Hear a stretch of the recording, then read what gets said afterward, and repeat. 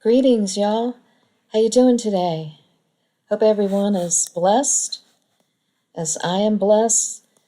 And we're continuing our study today, the book of Ezekiel. We are in chapter 23. Last time we ended with verse 9. So today we're going to cover verses 10 through 21. Okay, let's get started.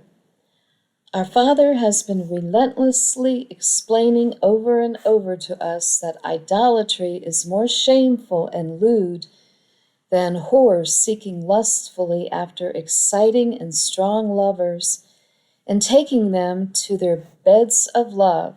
Why? Because idolatry, which is worshiping Yahweh after man's traditions instead of as instructed by him in his word, makes void the word of Yahweh, as Yeshua said in Mark 17, verse 13, making the word of Yahweh of none effect through your tradition, which ye have delivered, and many such like things do ye.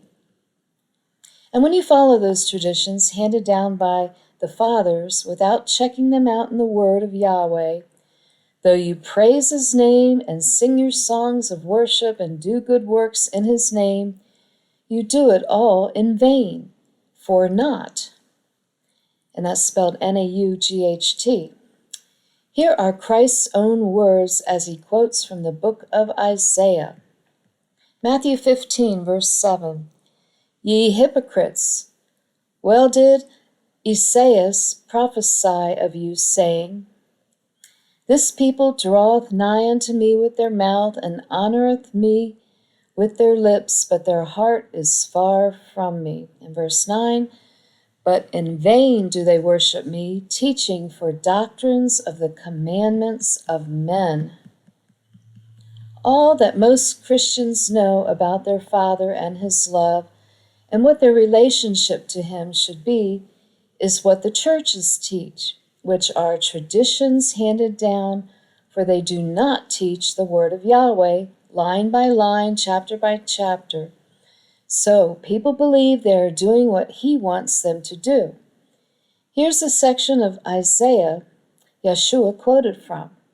Notice the very last phrase. The word fear means revere. Isaiah 29:13.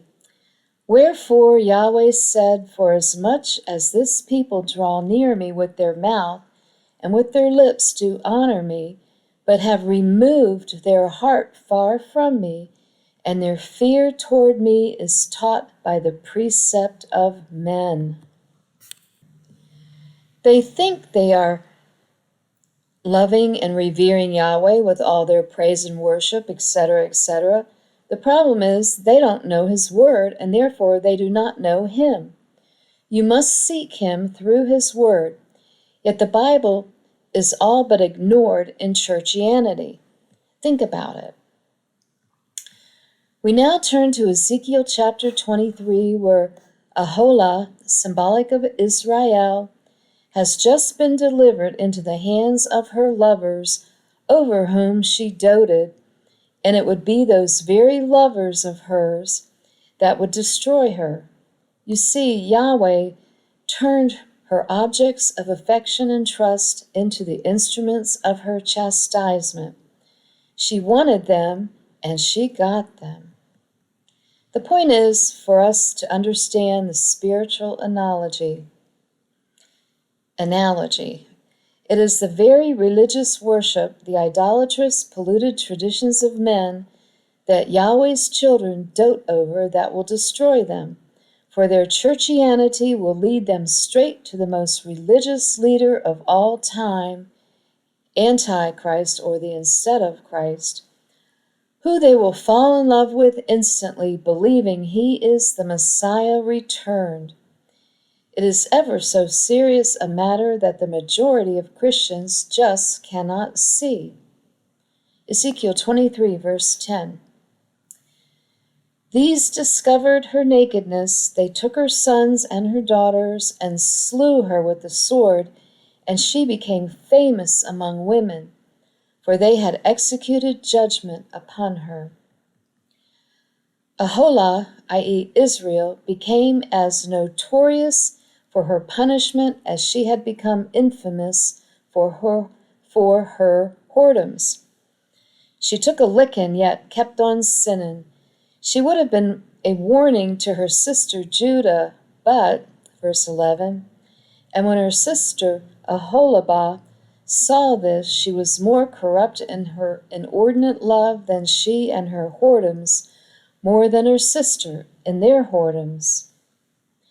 Israel's punishments didn't faze Aholibah one bit. Too bad, because it would be through Aholibah, i.e. Judah, that the King of Kings would come. Yet she became more religious in her idolatry than even her sister Israel. Verse 12, she doted upon the Assyrians, her neighbors, captains and rulers, clothed and most gorgeously horsemen riding upon horses, all of them desirable young men. Their religious worship looked so godly and holy, so she took on as many lovers as her insatiable lust could gather.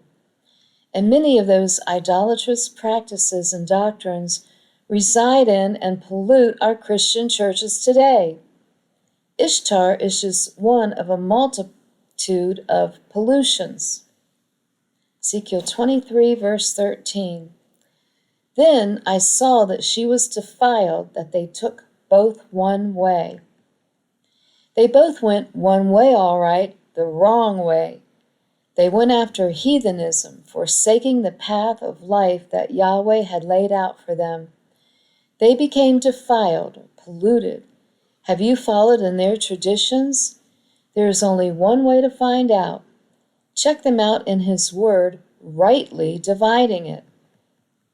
Defiled. Tiame, or tame, Hebrew 29:30, a primitive root, to be foul, especially in a ceremonial or moral sense. Contaminated, defile, self, pollute self. Make self, pronounce unclean, utterly. Verse 14, and that she increased her whoredoms, for when she saw men portrayed upon the wall, the images of the Chaldeans portrayed with vermilion. Vermilion, bright reddish orange, was the color of the Chaldeans, and as soon as she saw these guys, she wanted them. Verse 15, girded with girdles upon their loins, exceeding in dyed attire upon their heads, all of them princes to look to, after the manner of the Babylonians of Chaldea, the land of their nativity. Verse 16, and as soon as she saw them with her eyes, she doted upon them and sent messengers unto them, unto Chaldea. It was she who went after them, not the other way around. She wanted to be seduced. She wanted to be religious. Verse 17, and the Babylonians came to her into the bed of love, and they defiled her with their whoredom, and she was polluted with them, and her mind was alienated from them. So the Babylonians came to her bed of love and seduced her, and she became polluted, i.e. idolatrous. Therefore her mind, nephesh meaning soul, was alienated, i.e. dislocated, as in out of joint, just like Solomon's became when he followed after the built temples to the gods of his idolatrous wives. This should make it really easy to understand what Yeshua Christ meant when he said concerning the last days, woe to women with child. Luke 21, verse 23. But woe unto them that are with child, as to them that give suck in those days, for there shall be great distress in the land and wrath upon his people. When the king of Babylon, Satan, and his gorgeously attired princes, fallen angels, Revelation 12:7, come to the bed of love of Christians, most will be seduced and become impregnated with their lies, i.e., that instead of Christ is Yeshua come with his angels of light. 2 Corinthians 11:14 through 15. And no marvel, for Satan himself is transformed or disguised into an angel of light. Verse 15.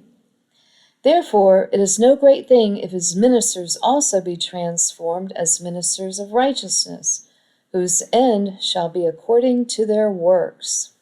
Luke 23, verse 29. For behold, the days are coming, in the which they shall say, Blessed are the barren, and the wombs that never bare, and the paps which never gave suck. Some preachers have used this verse to suggest that it would not be a good idea for women to have children in these last days. Is there anything you can call a teaching like that other than stupid and ignorant? It is the spiritual seduction that impregnates the mind with deception, which is what the mark of the beast is in your forehead, i.e. your mind. The opposite of that is to have the seal of Yahweh in your forehead.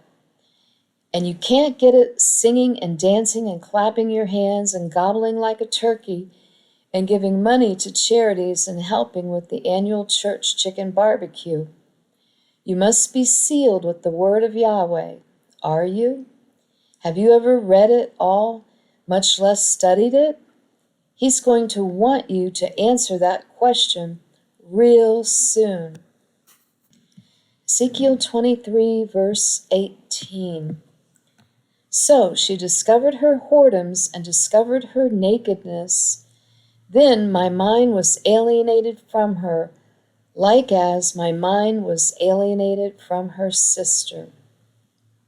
She disgraced herself with the whoredoms and shamelessly flaunted herself. This graphic imagery causes our minds to visualize a flaunting little whore who will get in bed with anybody, so that we get the picture concerning the traditional idolatrous religious worship handed down to us from our fathers that Christians flaunt in his sight. Turn on Sunday morning TV and you'll see it, if you can see it. Did you catch the part where it alienates him from you? But why should that bother anyone? Who cares what Yahweh thinks as long as you think you are praising and worshiping him?